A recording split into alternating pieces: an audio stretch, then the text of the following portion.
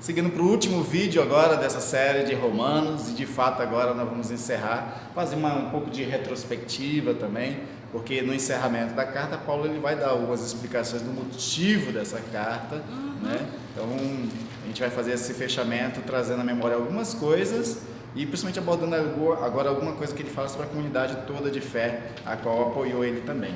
É importante a gente lembrar, recapitular do que a gente já falou lá no começo. Paulo não conhecia os irmãos, não todos os irmãos da igreja de Roma, então ele escreve para esses irmãos. A gente entende, né, que para se apresentar, mostrar o que ele pensava, como ele pensava, tudo aquilo que ele sabia, né, do seu encontro com Cristo e como tudo isso aconteceu. Por isso que ele trata de temas tão polêmicos, porque às vezes a gente pode perguntar, mas por que Paulo está falando isso? Né? Então, assim, ele na verdade quer se fazer conhecido, né? Exatamente. E era primordial Paulo escrever essa carta aos Romanos. Primeiro, ele tem um objetivo muito particular, né? A gente vai já esclarecer. Mas também tem um outro motivo também para dentro da história do cristianismo, é que Roma vai se tornar um grande centro da propagação da fé. Então ele precisava deixar claro alguns pontos teológicos, que é o que ele vai trabalhar do capítulo 1 ao capítulo 11, para que aquele centro de disseminação do evangelho e de expansão da igreja transmitisse também essas verdades também, né? Então ele precisava realmente escrever essa carta. Só que ele reconhece nessa carta que ele está tratando de assuntos difíceis, de assuntos polêmicos, e ele meio que no final do capítulo 15, né, ele vai meio que dar uma explicadinha assim do que ele está tentando. Por que eu estou falando tudo isso? Exatamente, porque ele sabe que vai ter muito embate, muita discussão quando receberem essa carta. Sim, né? E ouvir tudo isso, algumas demonstrações que aparentemente pode não fazer sentido, né? Exatamente. Mas lembre que também existia um hábito naquela época das cartas serem copiadas e espalhadas por outras comunidades, né? Então, com certeza, ele sabia que essa carta ela ia entrar também nesse rol, digamos são assim, chamadas né? de cartas circulares, né? Isso. Porque a comunidade que recebia, ela depois compartilhava com outras também, né? Então, aí a gente pode ver que ele explica, né, a partir do verso 14 do capítulo 5, muito ele queria ir para Roma, mas que ele não tinha tido oportunidade, porque, de fato, se a gente olhar um pouquinho, principalmente para Atos dos Apóstolos, a gente vê Paulo lá engajado em 3 grandes viagens, né? Então não tem como a gente não citar isso foi uma das coisas que fez com que ele demorasse para chegar em Roma. Quando ele começou a fazer as missões, ele queria ele usa um pouco até da palavra meio orgulho, dependendo da tradução, né? Ele teve orgulho de levar o evangelho onde não tinha sido levado ainda. E como Roma já tinha, né, sido evangelizada, a princípio não fazia parte dessas primeiras investidas missionárias dele, né? Então por isso que Roma acaba sendo um destino mais tardio, por conta de que ele está querendo ir para um outro lugar ainda não evangelizado também, mas passar por Roma, né? E aí então ele dedica boa parte da vida dele e ministério a levar o evangelho onde não era conhecido, e aí acontecem essas 3 viagens a qual a Gisele vai comentar. A primeira viagem que está lá em Atos 13 a 14, que ele vai, se a gente for ver, um território relativamente pequeno, né, mas ele vai de Antioquia da Síria à ilha de Chipre, né, e até um grupo de cidades ali da Galácia, e ele regressa pelo mar até Antioquia da Síria, né? Viajar de barco com Paulo naquela época era complicado, porque viajou com ele. As histórias não eram muito boas. Não era boa. Viagens. Depois a segunda viagem, que está lá de Atos 15 a 18, ele vai, né? Então ele sai novamente de Antioquia da Síria via Galácia e Troade até a Macedônia. Né? Lembra que o plano dele não era esse, mas Deus manda ele atravessar lá e chegar na Macedônia, e ele chega, planta a igreja lá, começando em Filipe.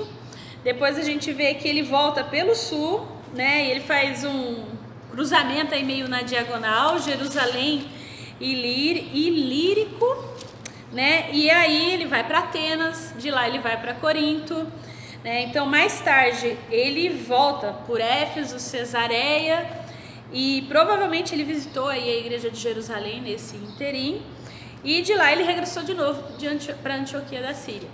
E aí na terceira viagem, também muito semelhante a essa segunda, que está lá de Atos 18 a 20.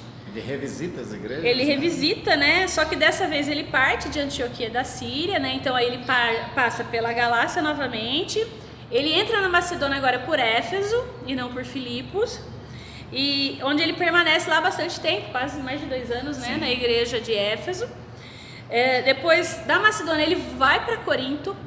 E é provavelmente em Corinto que ele escreve essa carta para os romanos, né? Então, é onde ele está escrevendo essa carta, e daí a gente tem Febe, né, que está ali, e provavelmente Febe é quem leva essa carta para Roma. Exatamente, né? Você vai se tornar o correio. O correio da época. É importante dizer que essas viagens todas que Paulo fazia, ele passava um bom tempo nesses lugares, porque além de ele evangelizar a cidade, ele também doutrinava os convertidos. Então, a média, em alguns lugares, alguns textos de Atos mostram que ele ficava em média 1 ano e meio, por exemplo, em um desses lugares, em alguns lugares 2 anos, porque ele só saía de lá quando tinha formado lideranças para a comunidade. Sim. Então ele preparava essas pessoas, doutrinava essas pessoas para que elas continuassem o ministério ali naqueles lugares.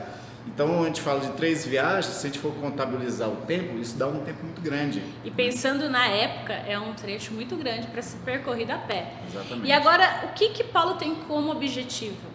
Na verdade, digamos que ele está traçando a 4ª viagem dele. Exatamente. Porque esse trecho apresenta pra gente os planos dele. O que ele quer? O Roma não é o final. O destino final dele. Não é. Ele quer ir para a Espanha.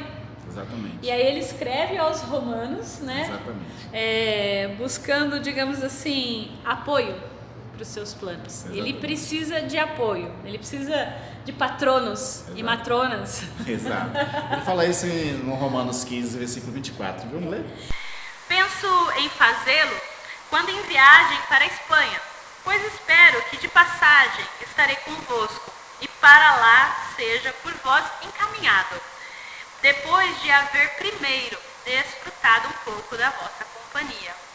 Ou seja, ele vai para a Espanha via Roma para poder captar recursos e depois, por isso que ele diz, de lá enviado por vós, né? Captar recursos, eles mesmos mandarem, né? Sim. Paulo acreditava que a igreja em Roma tinha recursos para isso, então ele faz essa investida, né?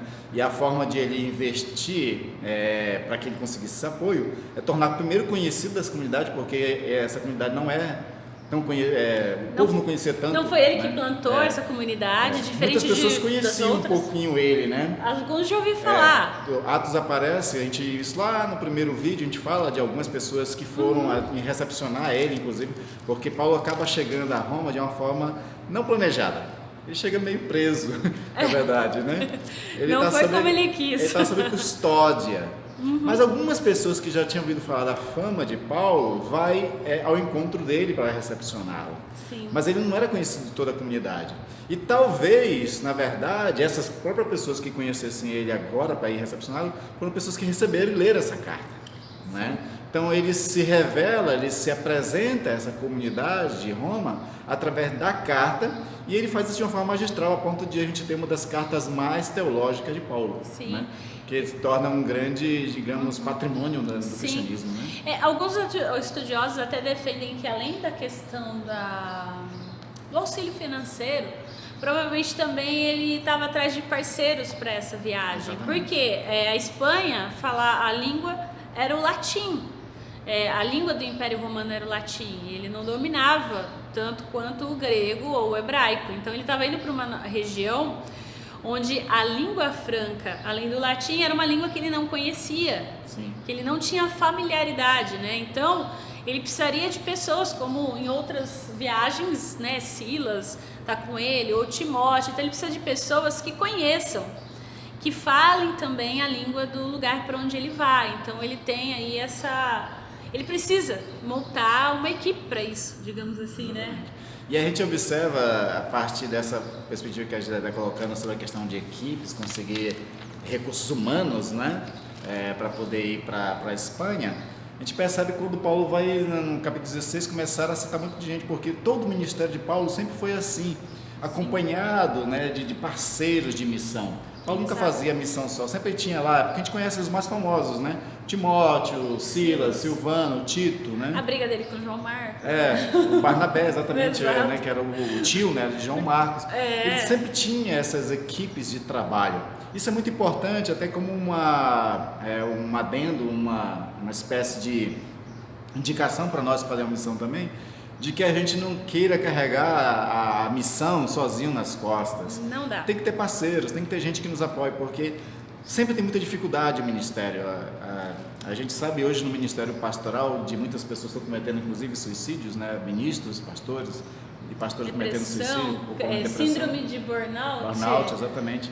E muito dessa sobrecarga que vem sobre o pastor e essa caída, né, emocional que eles têm é por conta de que estão sozinhos na obra, sozinhos no ministério. E Paulo já mostrava para nós que não é assim que se faz a missão. É um exemplo porque nesse aspecto, né? Porque ele tem humildade no final do caminhada dele de pedir para trazer Marcos de volta. Mande Marcos porque ele me é útil. Me é precioso, né? Né? Ou seja, a pessoa com que ele teve um racha, né, no passado, né? E é impressionante, porque se você for ver a lista das pessoas, a gente não vai ler todas aqui, mas... Ele vai citar nessa lista um casal, na verdade, que foi de apoio crucial para a salvação física, ou seja, para que não fosse morto. Sim. Assim como muitas outras pessoas, que é Priscila e Áquila, né?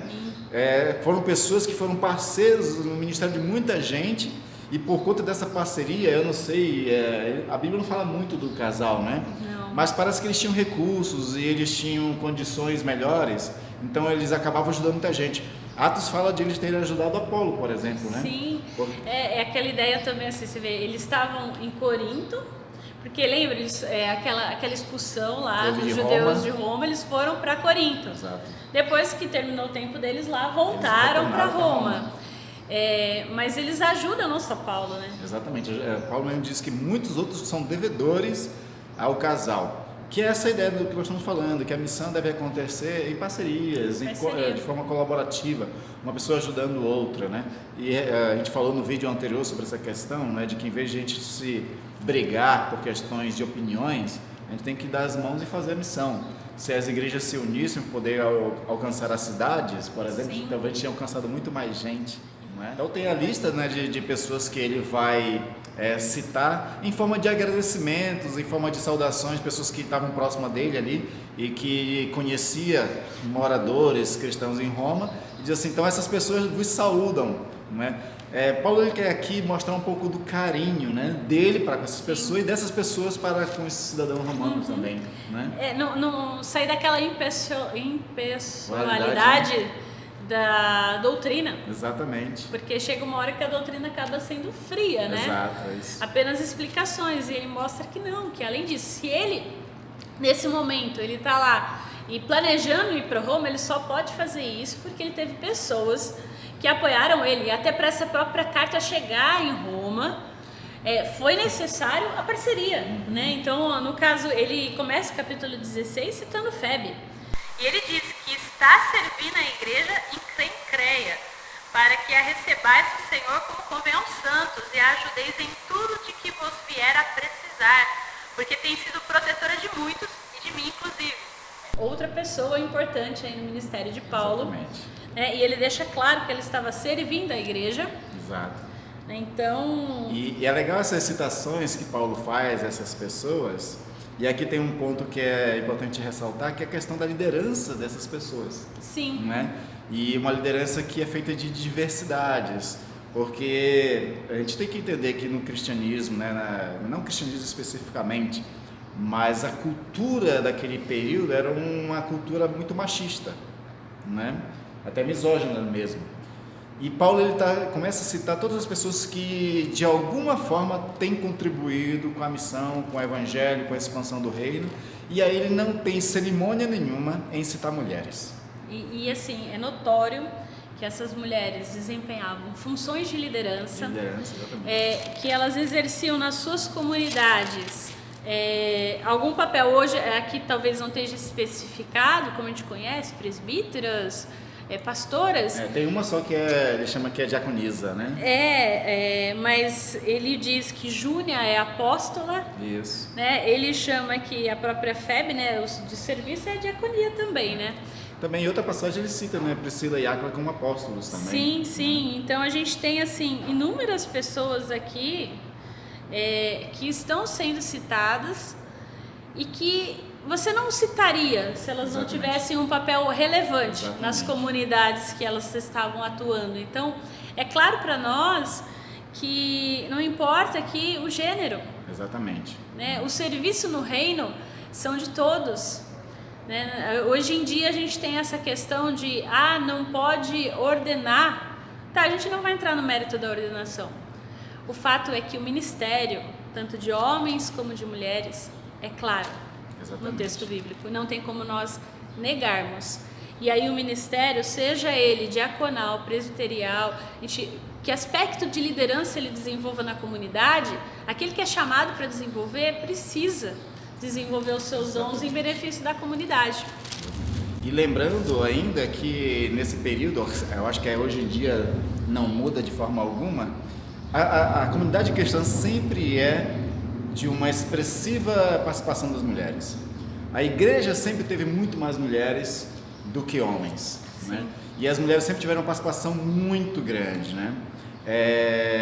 A gente tem às vezes, tem que ter cuidado para a gente não criticar algumas igrejas, mas, por exemplo, em algumas igrejas que têm dificuldade de reconhecer ministérios femininos, eles não podem, por exemplo, ser injustos de que o departamento que mais trabalhava dentro da igreja é o departamento feminino. Então, essas mulheres sempre trabalharam muito.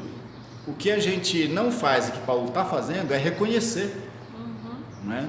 Trazer para uma epístola o nome dessas pessoas, uma epístola que é uma das mais importantes dele e que para dentro da teologia cristã, dentro da própria revelação bíblica, né?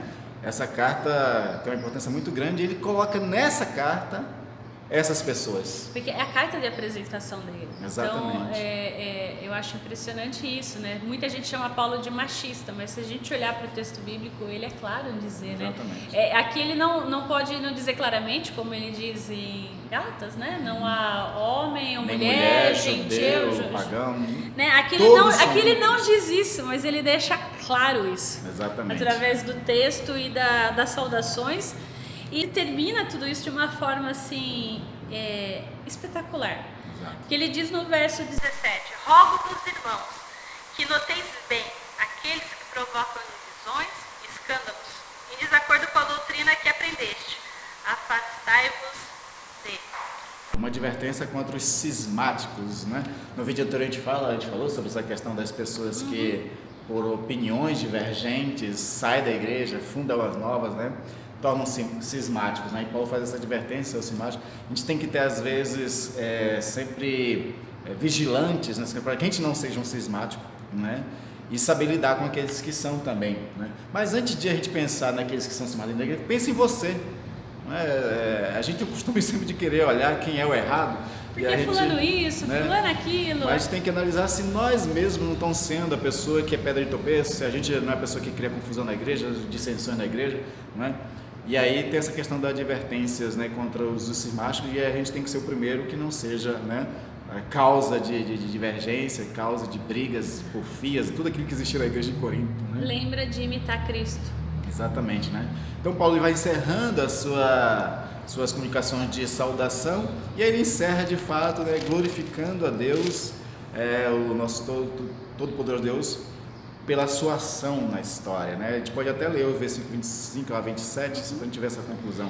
Que é a doxologia, né? Isso. A adoração. Ele diz assim: ora, aquele que é poderoso para vos confirmar segundo o meu evangelho e a pregação de Jesus Cristo, conforme a revelação do mistério guardado em silêncio nos tempos eternos, e que agora se tornou manifesto e foi dado a conhecer por meio das escrituras proféticas, segundo o mandamento do Deus eterno, para a obediência por fé entre todas as nações. Ao Deus único e sábio seja dada a glória, por meio de Jesus Cristo, pelos séculos dos séculos. Amém. Ele encerra de forma magistral essa carta, uma das cartas que vale a pena ler, reler, comprar livros de comentários, rever nossos vídeos, né? Então, se você chegou agora, por exemplo, e não participou desde o começo, assista desde o começo, né? A nossa proposta foi a gente pegar temas principais da carta, né? Sim, principalmente na questão assim, daquilo que era mais, ainda é muito motivo de discussões ainda, né? Principalmente, né?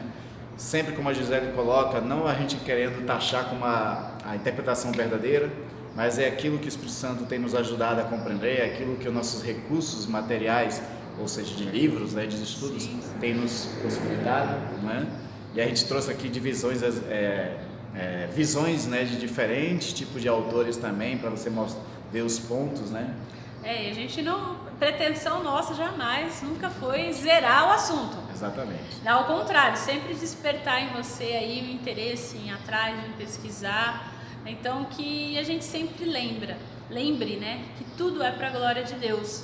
Então, Ele é o poderoso sobre toda a história. Exatamente. Então... E o nosso propósito também é bom esclarecer o seguinte, esses vídeos, eles têm a intenção de ajudar as pessoas que querem compreender mais de Romanos, que não tem nenhuma formação teológica, pessoas que só amam a palavra de Deus e querem entender melhor.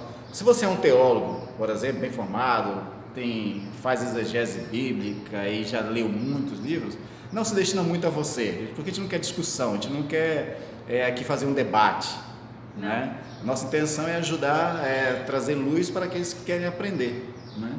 E a gente está aí disposto, mande a sua opinião, mande seu comentário, sua dúvida. Qual será a próxima série? A gente ainda não sabe. Mande sua sugestão. Faça sugestões. E aí aquilo das sugestões que tiver, que a gente achar que dá pra gente dar conta de abordar, a gente começa uma nova série baseada naquilo que são interesses de vocês. É isso. Até a próxima. Isso, obrigado por ter nos acompanhado até aqui. Aqueles que não assistiram toda a série, assista, dê o seu like, compartilhe. Como a intenção é ajudar as pessoas a compreender mais sobre Romanos, compartilhe com outras pessoas que você sabe que querem aprender dessa carta também. E mande a sua sugestão para nossa próxima série ou assuntos abertos.